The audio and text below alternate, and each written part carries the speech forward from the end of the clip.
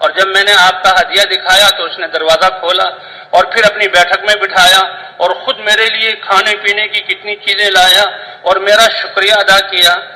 تو کہتا یہ بتاؤ اس نے میرا نام بھی لیا کہ نہیں؟ کہ نہیں، آپ کا نام تو بھول کر بھی نہیں لیا۔ تو بتائیں اس دوست اور دینے والے کے دل پر کیا گزرے گی؟ اس لیے ذکر ہے کہ اللہ کو ہر وقت یاد رکھنا، ہاں اللہ کو ہر وقت یاد رکھنا۔ ایمان خوف اور رجا کے درمیان ہے۔ ایمان اتنی بڑی دولت ہے کہ ایمان دل میں جم گیا تو ساری کائنات کا خوف نکل جائے گا، اور ایمان اتنی بڑی دولت ہے کہ ساری کائنات سے امیدیں نکل کر اللہ کی ذات پر امید بن جائے گی۔ اور اللہ ایسے قدردان ہیں، یہ حق ہے، یہ واقعہ ہے کہ انسان ایمان بنا کر ساری چیزوں کے تاثر اور خوف کو نکال دے اور اللہ کا خوف اس کے دل میں آ جائے۔ اللہ کہتا مجال ہے کائنات کی کوئی چیز اس کو ڈرا سکے اور کائنات کی کسی چیز کو میں اس پر مسلط کر دوں، کیونکہ یہ دل ایمان کی جگہ ہے۔ اور انسان جب یہ سمجھ جاتا ہے ایمان کی وجہ سے کہ ساری کائنات، عرش ہو، کرسی ہو، لوح محفوظ ہو، قلم ہو، آسمان ہو، فرشتے ہو، جبرائیل علیہ السلام ہو، اس دنیا کی چیزوں کی کیا حیثیت ہے؟ یہ سب یہ مخلوق ہیں، اللہ کی مخلوق ہیں، اللہ کے امر سے تصرف کرتی ہیں۔ اللہ جو چاہے گا وہ ان سے ہوگا۔ تو لہذا ایمان اتنی بڑی دولت ہے کہ ایمان انسان کو بتاتا ہے کہ امید ہو تو صرف اللہ سے ہو، اللہ کے علاوہ کسی سے امید نہ ہو۔ حدیث پاک میں آتا ہے حضرت عبداللہ ابن عمر رضی اللہ عنہما ایک جگہ سے تشریف لا رہے تھے، ایک چوک پر دیکھا لوگ جمع ہیں، بھیڑ بھڑکتا ہے، کیا ہوا کہ جی شیر جنگل سے آ گیا ہے اور اس نے بیچ میں آ کر بیٹھ گیا ہے اور لوگوں کا راستہ روکا ہوا ہے، لوگ ڈر رہے ہیں۔ تو وہ اپنے گھوڑے سے نیچے اترے، سواری سے نیچے اترے، شیر کی طرف اطمینان سے چل کر گئے اور اس کے چہرے کے سامنے آ کر کان کو پکڑ کر اینٹھا اور چپت لگا کر یہ کہا اگر اللہ نے تمہیں حکم دیا ہے کسی میں سے ہم میں سے کسی کو پھاڑو تو اللہ کا امر پورا کرو، تاکہ جو اللہ کا امر ہے تم پورا کر لو، اوروں کو مت ڈراؤ، اور اگر اللہ نے تمہیں حکم نہیں دیا، تم اپنی خواہش پر آئے ہو تو نکل جاؤ یہاں سے۔ کا چپت لگنے کے بعد وہ شیر اٹھا اور دم دبا کر وہاں سے بھاگا۔ اور حضرت عبداللہ ابن عمر رضی اللہ عنہ نے فرمایا کہ اللہ کے رسول صلی اللہ علیہ وسلم نے سچ کہا، انما سلط علی ابن آدم ما خافہ ابن آدم، کہ اللہ کے رسول نے سچ کہا کہ انسان جب چیزوں کا خوف اپنے دل میں لے آتا ہے تو اللہ بھی ان چیزوں کو مسلط کر دیتے ہیں۔ یہ اللہ کی غیرت کے خلاف ہے کہ کلمہ تو میرا پڑھتا ہے لا الہ الا اللہ، مجھے الہ مانتا ہے، مجھے اللہ کہتا ہے، اور میں ساری کائنات کی پیشانی میرے ہاتھ میں، جو کچھ ہو رہا ہے میرے امر سے ہو رہا ہے، اور ڈر اس سے رہا ہے تو اللہ اس کو پر مسلط کر دیتے ہیں۔ وَإِن لَّمْ يَخَفْ إِلَّا اللَّهَ فَلَا يُسَلِّطْ عَلَيْهِ غَيْرَهُ، اور جب اللہ کا خوف ہوتا ہے تو اللہ کسی اور کو اس پر مسلط ہونے ہی نہیں دیتے۔ حضور صلی اللہ علیہ وسلم نبیوں کے قصے، ان کے ایمان کے قصے یہ امتوں کے لیے سبق ہیں۔ ابراہیم علیہ السلام کو پورا ملک اور نمرود جیسا بادشاہ جس نے پوری حکومت کو جکڑا ہوا ہے اور غلاموں اپنی رعایا کو اتنا مجبور کیا ہوا ہے کہ رب ماننے پر مجبور، غلہ نہیں ملے گا، پانی نہیں ملے گا جب تک میرے بتوں کو یا مجھے سجدہ نہ کرو۔ اور ابراہیم علیہ السلام نے اللہ کی دعوت دی، قصہ آپ حضرات کو معلوم ہے، پوری حکومت، ساری فوجیں، ساری رعایا سب اکٹھی، اور ابراہیم علیہ السلام کو بتوں کو توڑنے کی سزا دینے کے لیے ایک وادی میں ایندھن جمع کیا برسوں تک، اس میں آگ لگائی، یعنی آگ کا سمندر، اور جب اس کے قریب گئے تو بیچ میں کیسے پھینکیں، وہ تو کنارے والی آگ ہی فوجیوں کو جلا دے گی، تو ذرا پہاڑی کے اوپر چڑھ کر وہاں 2 میناریں بنا کر منجنیق بنائی اور اس میں ابراہیم علیہ السلام کو باندھا اور بٹھایا، اور کا ایک جھٹکا لگے اور ابراہیم علیہ السلام فضاؤں میں اڑ کر آگ کے بیچ میں چلے جائیں۔ اب یہ اور نمرود موجود، اس کی ساری فوجیں موجود، ساری قوم موجود، اور آگ کا یہ منظر، اور ابراہیم علیہ السلام کے ہاتھ بندھے ہوئے، اور فرشتے بھی آگے کہ ہم مدد کریں، لیکن ابراہیم علیہ السلام کا اللہ کی ذات پر توکل اور یقین اور اللہ سے تعلق، فرمایا مجھے تمہاری کوئی حاجت نہیں، حسبی اللہ و نعم الوکیل، اور اس منظر سے ذرہ برابر ماتھے پہ تیور اور دل کے کسی خانے میں خوف کا کوئی شائبہ میں نہیں، کیونکہ یقین ہے کہ ہوگا وہ جو اللہ نے چاہا۔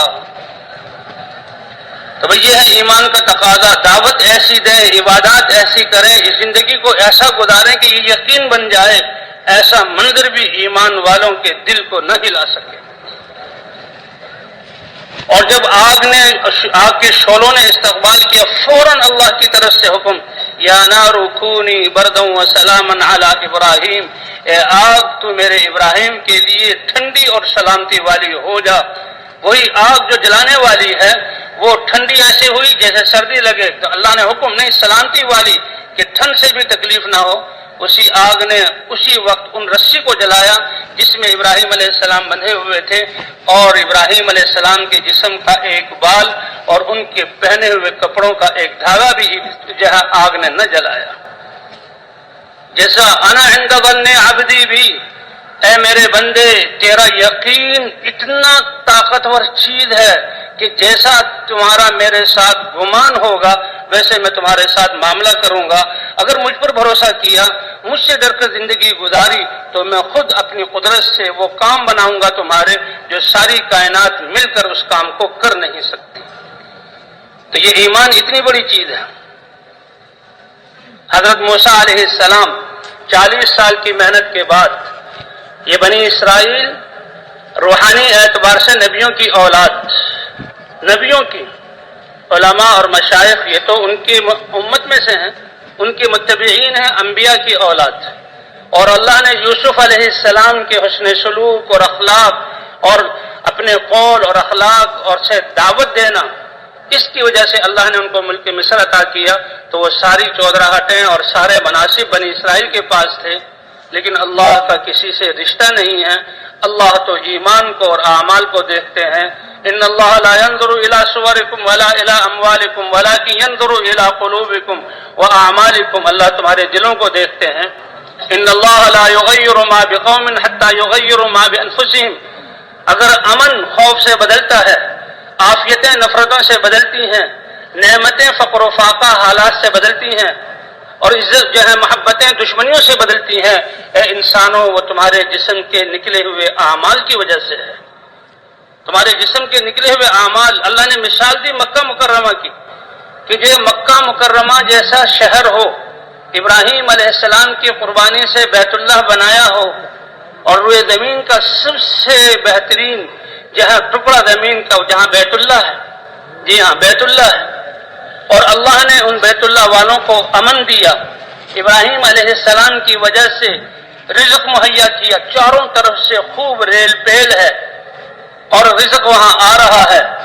لیکن جب اللہ کی نعمتوں کا انہوں نے ناشکری سے جواب دیا، اور سب سے بڑی نعمت اللہ نے اپنے نبی کو بھیجا جو روئے زمین کائنات اور انسانیت کے لیے سب سے بڑا احسان ہے، لقد من اللہ علی المؤمنین، جب اس کی ناقدری کی تو اللہ نے کہتے ہیں خوف اور بھوک کو ان کا لباس بنا دیا۔ لباس جیسے کپڑے میرے اوپر ہیں، کوئی کپڑے اتار نہیں سکتا، یہ میری عزت ہے، جی ہاں، تو اسی طرح اذاق اللہ لباس الجوع والخوف، اس امن والے شہر کو جب ان کی بدعملی اور نعمتوں کی ناشکری ہوئی تو اللہ نے اس سے امن چھین لیا، اور وہ جو ہے سلامتی چھین لی اور نعمتیں چھین لی۔ تو یہ اللہ کا دستور ہے، لئن شکرتم لازیدنکم ولئن کفرتم ان عذابی لشدید۔ تو یہ بنی اسرائیل انبیاء کی اولاد ہوتے ہوئے نعمتیں ان سے چھننا شروع ہوئیں، عزتیں ساری ان کی پامال ہوئیں، حتیٰ کہ غلام اور باندیے ان کو بنا لیا گیا، اور سخت سے سخت بیگار کام ان سے لیا جانے لگا، اور فرعون جیسا کفن چور یا کیسا بدماش وہ آدمی، ٹیکس لگانے والا وہ آدمی ان کا بادشاہ بنایا گیا، اور وہ ان پر مسلط ہوا۔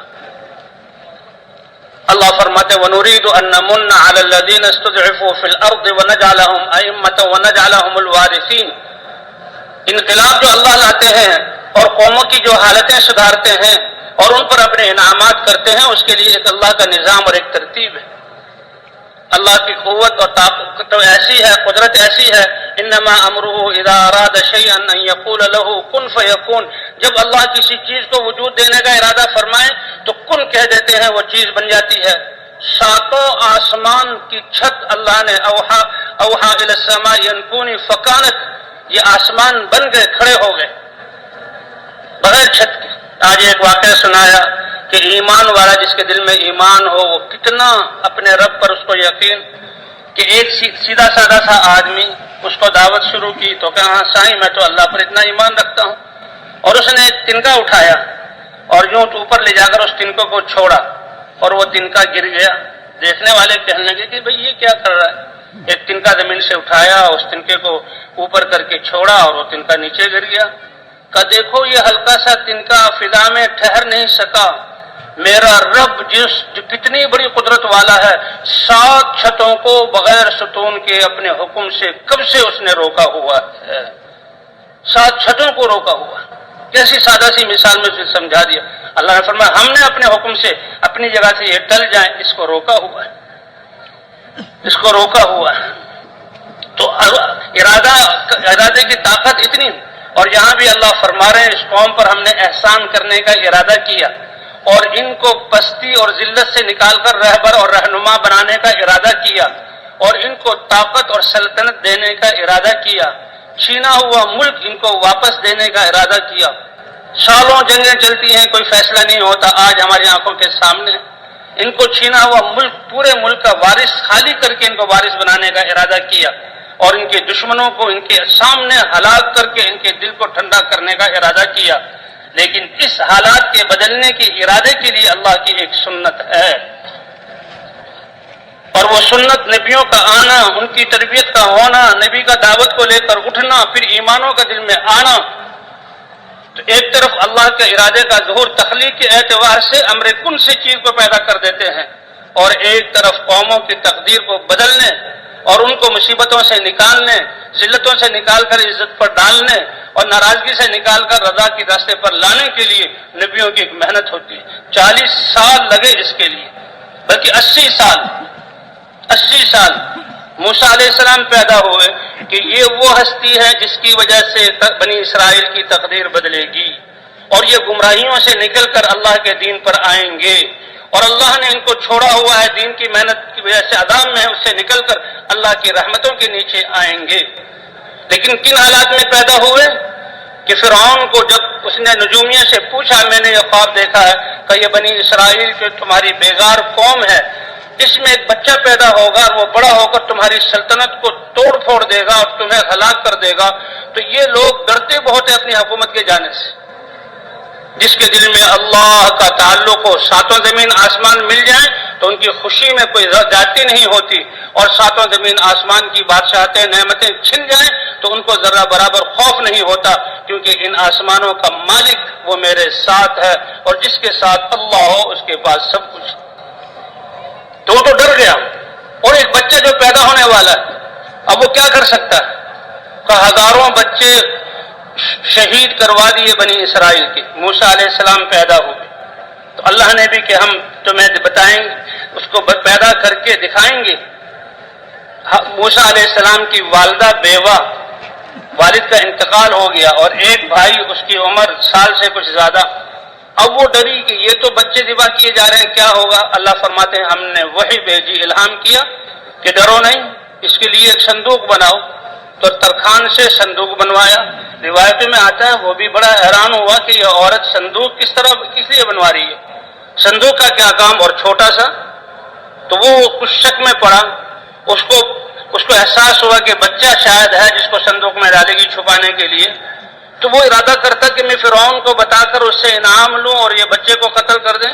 تو جب جانے لگتا اللہ اس کی زبان کو گنگ کر دیتے، پھر وہ واپس ہوتا۔ کئی مرتبہ ایسا ہے، اس نے صندوق بنا کر دیا، اللہ نے حکم فرمایا اس بچے کو اس صندوق میں ڈالو، صندوق میں بند کر دیا، اور کہا اس صندوق کو جو ہے اس دریا میں ڈالو، اور دریا کا بہاؤ کس طرف ہے؟ فرعون کے محل کی طرف، ہاں دریائے نیل کے کنارے اس کا محل اور سامنے دریائے نیل، تو اس طرح وہ بچہ جا رہا ہے۔ تو صندوق ایک موت، دریا کی موتوں کے حوالے کرنا دوسری موت، اور پھر فرعون جو دشمن ہے جس نے ہزاروں بچے شہید کروائے اس کی طرف جانا، یہ چوتھی موت۔ اور فرعون جب اس کے لوگ، وہ بلکہ وہاں سیر کر رہا تھا اور اس کے لوگوں نے دیکھا تو اس نے تیراکوں کو بھیجا کہ لاؤ صندوق کو۔ صندوق محل میں لایا گیا اور کھولا گیا تو خوبصورت چاند جیسا بچہ وہ اس میں موجود ہے۔ آسیہ بھی آ گئی۔ اب حفاظت کرنے والے اللہ ہیں، اللہ تو وہیں کوئی انتظام کر سکتے تھے، اور یہ قرآن میں قصہ ہمارے سامنے اللہ نے یہ احسان جتلایا ہمارا ایمان بنانے کے لیے کہ جو اللہ چاہتے ہیں وہ ہوتا ہے، اور جو اللہ نہ چاہے ساری کائنات مل کر وہ نہیں کر سکتی۔ ما شاء اللہ کان، جو اللہ نے چاہا وہ ہوا، ما لم یشاء لم یکن، اور جو اللہ نہ چاہے وہ ہو ہی نہیں سکتا۔ اب اس نے دیکھا آسیہ بھی آ گئی اور اس کے منہ سے کہلوا دیا کہ یہ تو بڑا انوکھا اور عجیب کرشماتی بچہ ہے، یہ وہی ہو سکتا ہے کہ صندوق میں بند ہے، مرا نہیں، دریا میں ڈالا ہوا ہے، ڈوبا نہیں، اور دشمن کے ہاتھ میں آ گیا، یہ میرا دشمن ہے، یہ میں اس کو مارتا ہوں۔ لیکن آسیہ نے کہا تو نے کتنے بچے جو ہے تو نے ذبح کر دیے اور کیا خبط ہوا ہے تمہیں، چھوڑو اس بچے کو، یہ بڑا نیک بچہ ہے، اس کو ہم اپنا بچہ بنا لیں گے، ہمارا بیٹا بن جائے گا، ہمیں نفع دے گا۔ فرعون نے یہاں تک کہا تمہیں نفع دے سکتا ہے لیکن مجھے نفع نہیں دے سکتا۔ اللہ کہتے ہیں پھر ہم نے اسی کے محل میں اس کو پلوا کے دکھایا، کیونکہ دل کے خیالات یہ بھی کس کے قبضہ قدرت میں ہے؟ اللہ کے۔ اور پھر اس کے لیے بہن آ رہی تھی ساتھ ساتھ کہ یہ صندوق جاتا کہاں ہے،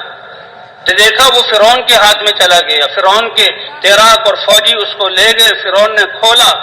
اور پھر وہاں پر انتظام، بھائی اس بچے کو ہماری ملکہ نے بیٹا بنانے کا ارادہ کیا ہے، اس کو دودھ پلانے والی عورتیں کب بلائی جائیں۔ اللہ نے فرمایا اے موسیٰ کی ماں، تو نے ہمارے امر پر اور یقین کر کے بچے کو ہلاکتوں میں ڈالا، تو اللہ کے امر کو پورا کرنے میں چاہے ہلاکتوں کی شکل و صورت ہو، ناکامی نہیں ہے بلکہ کامیابی ہے۔ اور ادھر وہ عورتیں آ رہی ہیں، دودھ پلا رہی ہیں، اللہ نے فرمایا کہ پستانوں کو چھونا ہم نے اس پر حرام کر دیا۔ وہ تو بالکل بچہ ہے، چند لمحات کا بچہ ہے، اس کو کیا پتا، اللہ فرماتا ہے ہم نے حرام کیا۔ اور ادھر پھر شور مچا کہ بھئی بادشاہ سلامت بڑے پریشان ہیں، وہ آیا کو ڈھونڈ رہے ہیں کوئی دودھ پلانے والا بچہ، تو وہ بہن بھی چلی گئی، اس نے کہا میں تمہیں ایسے گھر والے نے بتاؤں جن کی تربیت اور دودھ بہت اچھا ہے، کہ جلدی بلاؤ۔ وہ اپنی ماں کو بلا کے لائیں اور نے بتایا نہیں کہ یہ میرا بھائی ہے اور جس کو بلا رہی ہوں اس کی ماں، یہ بھی اللہ نے کہلوایا، ورنہ وہ کہہ سکتی تھی کہ اچھا تم نے اس کو اپنا بیٹا بنا لیا، اس کی ماں تو وہ موجود ہے، اور یہ پتہ لگ جاتا تو فرعون کیا کرتا۔ تو زبان پر جو بات جاری ہوتی ہے وہ کس کے حکم سے چالو ہوتی ہے؟ اللہ کے حکم سے۔ دل کے خیالات کس کے حکم سے آتے ہیں؟ اللہ کے حکم سے۔ والدہ آ گئیں، دودھ پلایا تو بچے نے فوراً دودھ پی لیا، اور جب دودھ پینا شروع کیا تو آسیہ بنت مزاحم یہ بہت خوش ہوئی، اور اس کے دل میں بیٹھ گیا کہ بچہ یہ کوئی معمولی بچہ نہیں ہے، یہ بڑا شان والا بچہ۔ اس کے دل میں تو محبت بیٹھ گئی، اور فرعون ہمیشہ ڈرتا رہا کہ یہ کہیں مجھے نقصان پہنچانے والا نہ ہو۔ تو اب یہ کہ وہ عورت تو محلے میں رہنے والی ہے، کہا تم اس کو لے جاؤ اور تمہاری تنخواہ ہمارے محل سے مقرر ہوگی شاہی اندازے کے مطابق، اور ہمیں اتنے عرصے بعد بچے کو لا کے دکھایا کرو، یہ اب ہمارا بیٹا ہے، شہزادہ ہے، اور ہم اس کو دیکھیں گے تاکہ ہمارا دل مطمئن ہو۔ اور جب موسیٰ علیہ السلام کی ماں لاتی تو آسیہ خود بھی جو ہے بن سنورتی اور رانیوں کو بھی کہتی کہ ہمارا بیٹا آئے تو اس کو انعام دو، تنخواہ الگ ملتی تھی اور محلات سے انعامات الگ ملتے تھے۔ تو یہ اللہ کے حکم پر بچے کو حوالہ کرنا، اللہ کے حکم کے حوالے کرنا، اس میں ناکامی نہیں ہے، کامیابی ہی کامیابی ہے۔ تو کتنا ان کو مال و دولت ملی۔ بہرحال پھر موسیٰ علیہ السلام 40 سال کے ہو گئے، اور 40 سال کے بعد اللہ نے وہ پیغام دیا کہ جس پیغام کی وجہ سے انسانوں کی زندگیاں بدلتی ہیں، اور اسی پیغام پر آنے کے لیے آج ہم یہاں جمع ہیں کہ حضور صلی اللہ علیہ وسلم کی ختم نبوت کی وجہ سے یہ انسانوں کی تقدیروں کو بدلنے والا پیغام اللہ نے ہر کلمہ گو کو دیا۔ ادھر ایک بادشاہت ہے، ایک مصر کا ملک ہے، ترقی یافتہ ملک ہے، سرسبز شاداب ملک ہے، اور ایسی منظم حکومت کہ اس کو اپنے رب ہونے کا دعویٰ، اور ادھر موسیٰ علیہ السلام کی تربیت۔ 40 سال کے بعد اللہ نے رسالت دے کر، پیغام دے کر بھیجا، اے موسیٰ، فرعون کے